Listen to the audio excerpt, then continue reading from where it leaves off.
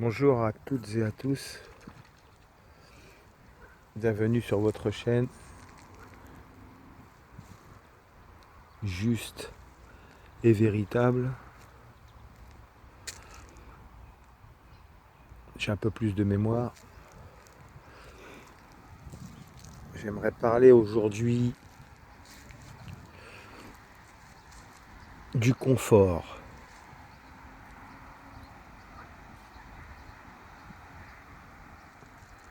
Le thème c'est le confort rend fort con. Je vais essayer de développer.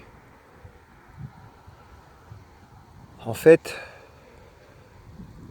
il y a un peu plus de 150 ans, avant la Révolution française, à ma connaissance, 98% de la population française était paysanne. Qui dit paysan dit autonomie. C'est-à-dire, vous faites tout vous-même. Votre maison, vos vêtements même, la culture, vous allez récolter du bois, enfin toutes les choses essentielles. Ensuite, en détruisant le statut du roi, ils ont commencé à s'accaparer les terres, à commercialiser, à vouloir tout commercialiser.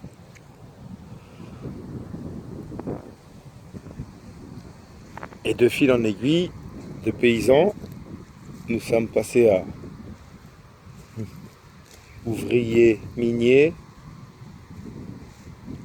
En fait, on est passé du statut de paysan au statut d'ouvrier, de salariat, donc de l'autonomie à la dépendance. Et après, de la dépendance à l'assistanat, avec les aides sociales qui font que sans celles-ci,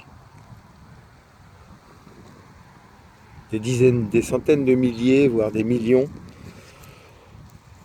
de Français ne pourraient pas survivre.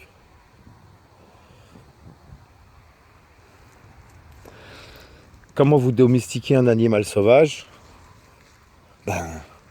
Avec la nourriture.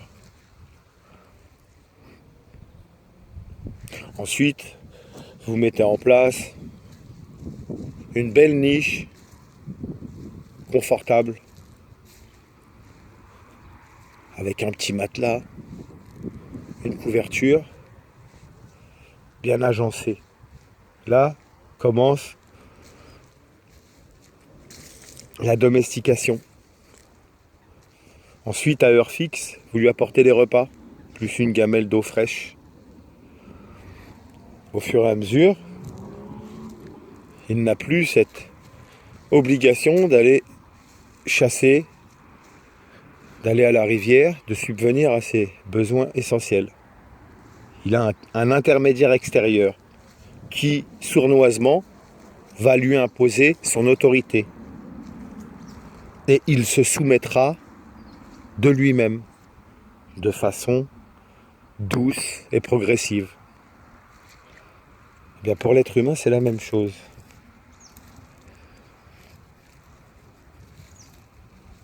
En fait, l'État, qui est une fiction, l'État devient le tuteur officiel de chaque Français, puisqu'il est l'intermédiaire incontournable.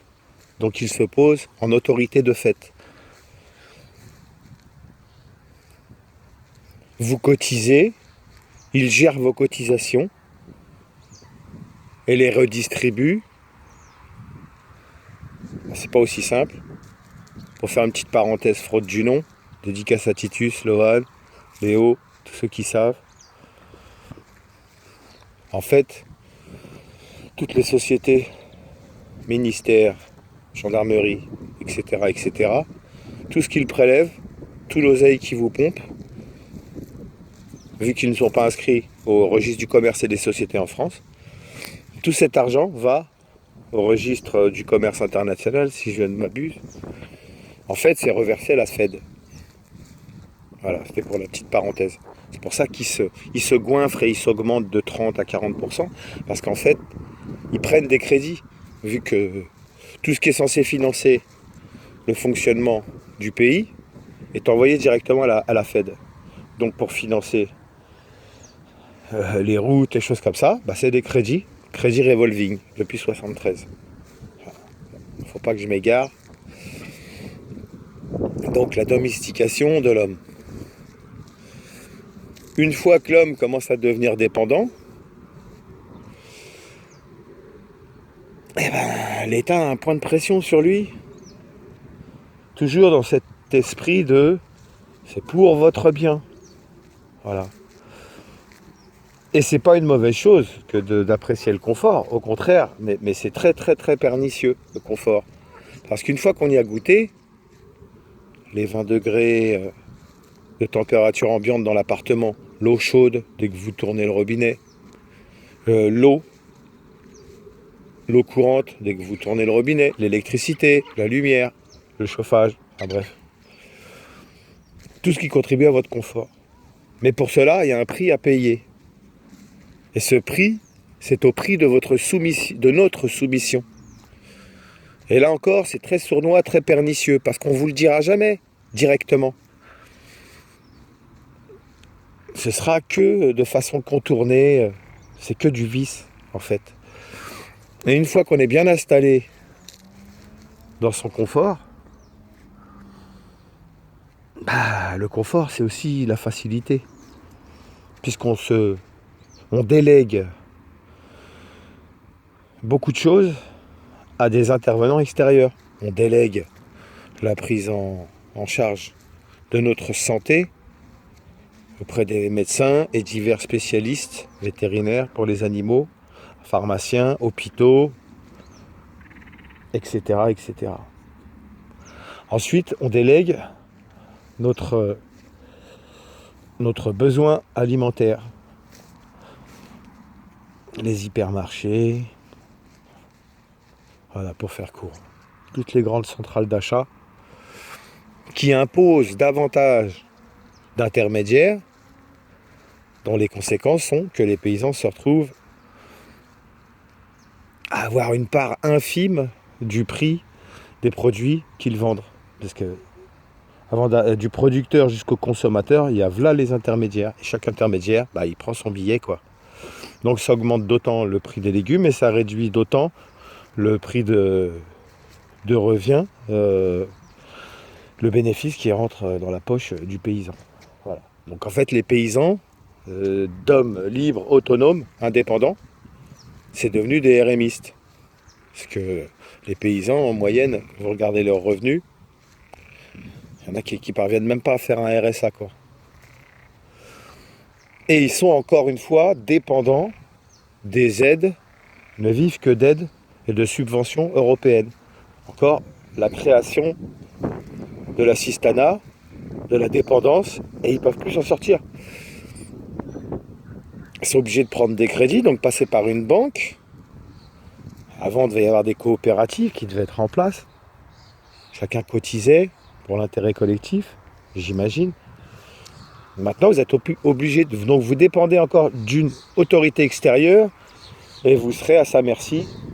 Lui décidera si oui ou non il vous finance. Donc vous êtes infériorisé, affaibli à chaque fois. Et vous devez vous soumettre à l'autorité et avoir foi en ce qu'elle vous donne comme information. Donc ce qui se passe ensuite, c'est que du coup, vous déléguez votre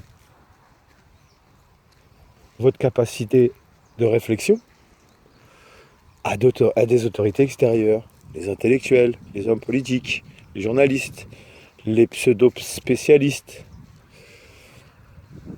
Et pour vous faire une opinion, vous êtes obligé d'écouter ces pseudo-autorités, parce qu'elles ont un cursus scolaire bien plus fournis que le vôtre, parce qu'elles sont étiquetées experts en ceci, spécialistes en cela, bah, tout de suite, vous, ça vous éblouit, ça vous rapetisse, je sais pas comment on dit. Les rapetous vous rapetissent.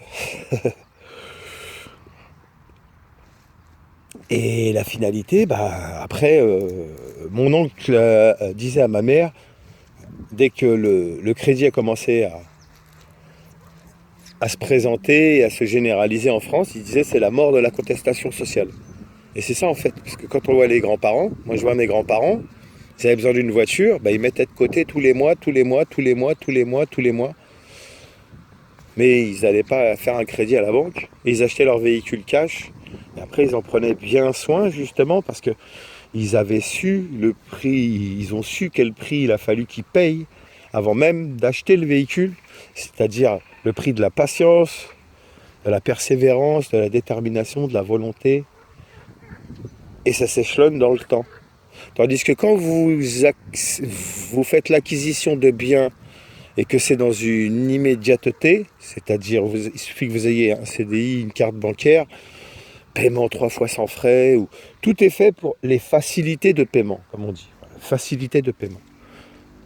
Retenez bien ça, à chaque fois qu'on vous propose des solutions qui sont soi-disant dans votre intérêt, c'est dans un souci de facilité, de vous faciliter la tâche. Et en fait, on ne vous facilite pas la tâche, c'est de l'ingérence, on prend de plus en plus de place dans votre territoire, dans votre royaume, et on prend de plus en plus de décisions à votre place, puisque autorité légitime, selon eux, bah, ils se permettent de prendre de plus en plus de place. Et puis quand vous commencez à ronchonner, ils vont dire mais c'est pour votre bien, monsieur.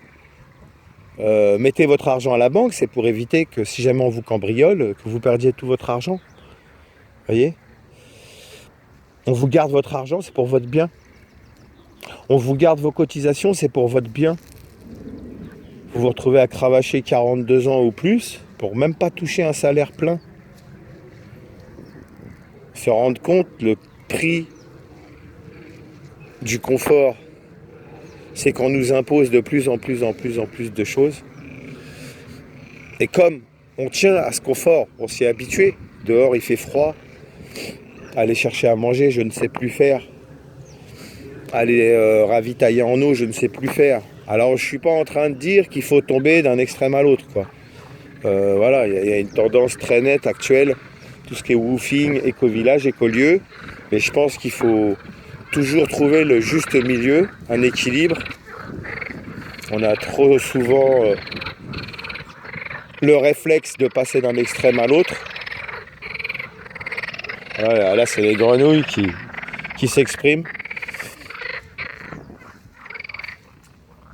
Quand on est très dégoûté d'une situation, bah souvent on va avoir une tendance à vouloir un choix extrême, passer du tout au tout. Du tout à son contraire, quoi, le plus absolu. Et en fait, bah voilà comment on devient peu à peu des esclaves consentants. Et on va voter pour que quelqu'un nous représente. C'est toujours la même chose. Ah, vous avez beaucoup de choses à faire, vos semaines de travail, tout ça, vos enfants à gérer, les factures. On va s'occuper de ça. Au passage, si je ne m'abuse, un député, c'est 7 000 €. La politique fait partie de ma vie, vous voyez. C'est vraiment... Je ne pourrais jamais partir de la politique, parce que c'est mon engagement vis-à-vis du peuple français et de la nation, vous voyez. À 7 000 € par mois, ouais, ça motive. C'est clair que ça motive. Regardez les tronches là sur les affiches. Beaucoup souhaitent avoir leur poste de député. Certains le sont déjà, d'ailleurs, sur les listes.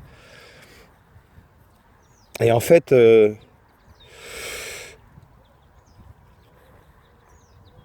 à l'heure actuelle, que vous soyez en administration, dans la fonction publique ou dans le privé, qui sont la même chose, puisque l'administration, la fonction putride, la fonction publique, en fait, c'est des sociétés également. Vous voyez ce qui se passe, c'est que dans beaucoup de cas, peu importe vos compétences, votre efficacité, votre productivité, la chose essentielle, la condition essentielle, c'est d'avoir affirmé clairement notre soumission à l'autorité. C'est-à-dire, quoi qu'il arrive, nous ne discuterons jamais les directives, même si celles-ci sont ridicules ou contradictoires ou onéreuses, et qu'on pourrait trouver des moyens bien moins chers pour arriver à un résultat parfois bien plus supérieur. Donc en fait, vous constaterez au fur et à mesure que la seule chose qu'un employeur attend de vous, c'est votre soumission. Vous êtes un exécutant. Vous n'êtes pas là pour réfléchir, vous êtes là pour exécuter. D'ailleurs, quand je travaillais dans la fonction publique, mon chef m'avait sorti une blague en me disant « Qu'est-ce que fait un fonctionnaire ?» Alors, je sais pas. Alors, moi, j'ai envie de dire « Il fait rien. » Il m'a dit « Non, un fonctionnaire, ça fonctionne. »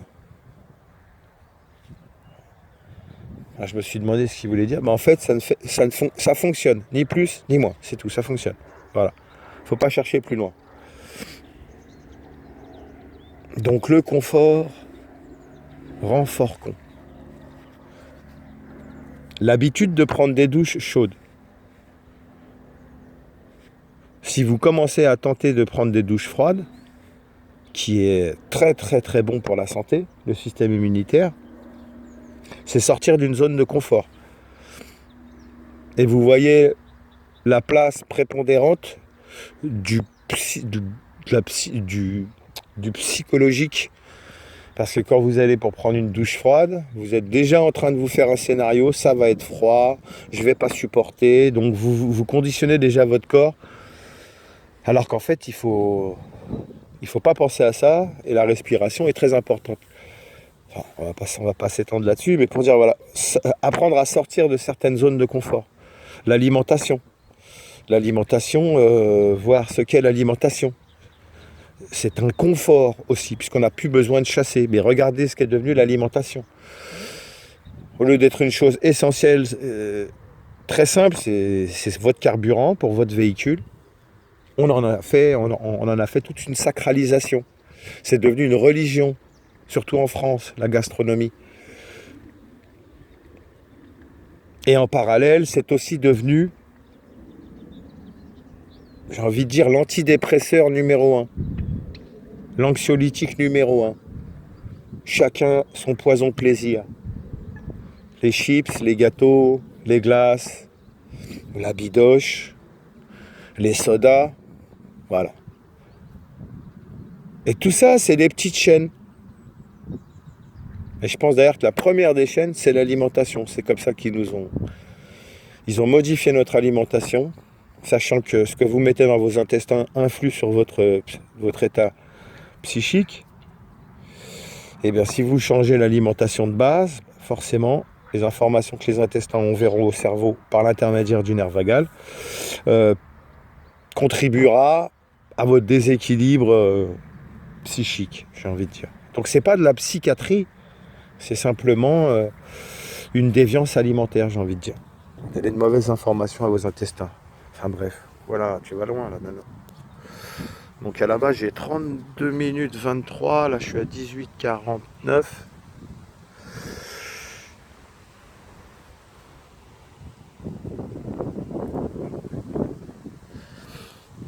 Alors, à mon sens, je répète ce que j'expose dans les vidéos, je suis pas là à brandir que je suis le détenteur ultime de la vérité ou quoi, non, non.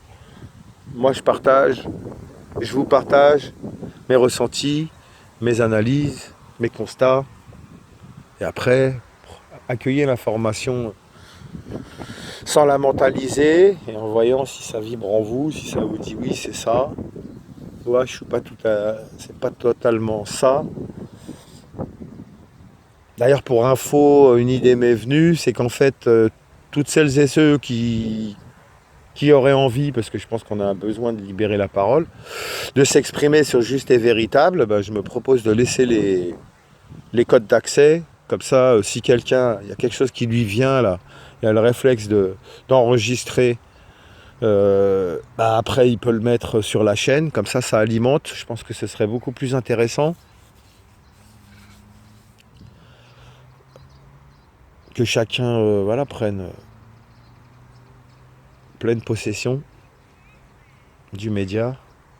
Donc le confort, disais-je.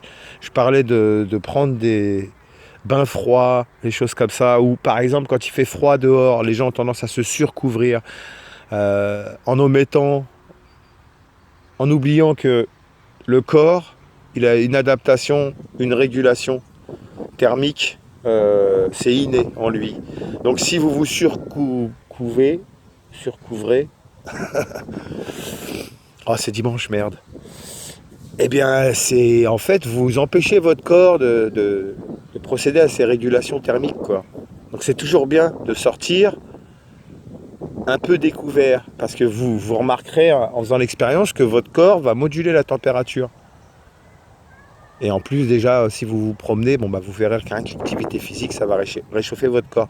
Donc c'est toutes ces choses-là, essayer d'explorer ces limites du supportable entre guillemets, parce que bon, prendre une douche froide, il y a pire.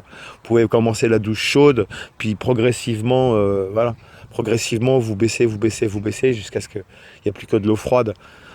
Chacun doit faire comme il le sent, encore une fois. Donc s'il y a des avantages à l'inconfort, c'est que l'inconfort rend le confort.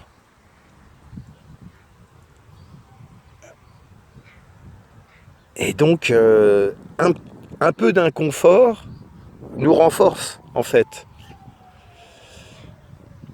Parce que le confort, il y a une forme d'addiction aussi. Et ça en vient à des... Vous voyez les gens, maintenant, ils se mettent devant le portail, ils appuient sur un bouton et le portail s'ouvre tout seul. Vous voyez, c'est jusque-là le confort. Mais moi, ce que je semble observer, c'est plus l'homme est dans cette démarche de s'alléger les tâches au maximum, moins il utilise sa tête, et plus il est encore plus dépendant, quoi. Et vous pouvez le remarquer. Il y a des gens, des gestes très simples. Vous mettez des affiches pour prévenir ou quoi que ce soit, les gens ils sont enfermés dans leur tête et ils s'énervent très vite et ils n'ont plus l'habitude d'utiliser leur matière grise en fait, puisque tout est à disposition. Vous avez le prêt-à-porter, le prêt-à-manger, le prêt-à-penser avec la télévision. C'est comme s'il n'y avait que des drives autour de vous, quoi. Vous êtes obligé de passer par des intermédiaires pour avoir votre opinion, entre guillemets, qui n'est pas votre opinion en fait, parce que c'est la résultante de différentes analyses que vous avez consultées. Voilà, donc c'était le sujet du jour, le confort. Dites-moi ce que vous en sentez, Et je pense que là aussi, ça peut être une piste intéressante, parce qu'en fait, tout ça, c'est des attaches. Et si un esclave souhaite s'affranchir, la première des choses, c'est de trancher les liens. Donc il y a plusieurs liens, déjà. La nourriture, qu'on trouve à foison. C'est très facile, voilà. Si on a s'observer au niveau de l'alimentation, quel type d'alimentation nous avons, et si nous grignotons ou tout ça, dans quel état d'être sommes-nous, parce que c'est très compulsif. Vous avez un pic de stress souvent, vous allez avoir tendance à grignoter. Je pense qu'il y a un profond ennui au sein de l'homme. L'homme s'ennuie profondément. D'ailleurs, une étude a montré que visiblement, ce qui affecte et pousse des gens à tomber dans un burn-out, c'est le fait qu'ils ne trouvent aucun sens au travail qu'ils font, aucun sens à la vie qu'ils mènent. Ils ne trouvent plus de sens à rien.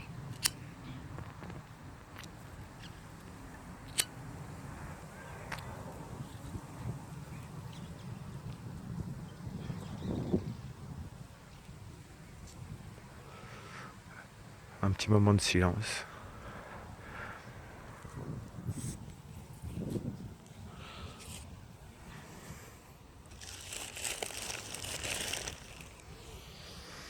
Je pense que c'est déjà pas mal. Je vais vous souhaiter un très beau dimanche, Maître Yoda. Et veillons à ce que nous ingérons. tant par le corps que par l'esprit. Vous voyez, je n'ai pas mangé depuis ce matin, mais je me nourris. Si, j'ai mangé un abricot et une pêche. Et ça là, ce que vous voyez, ça nourrit, ça. Durablement. Ça recharge. Sur ce, beau dimanche à vous. C'était Bruno de Montfermeil, fils d'Alain du Puy-de-Dôme et de Françoise de Normandie. À très bientôt. La bise. Et surtout, prenez soin de vous.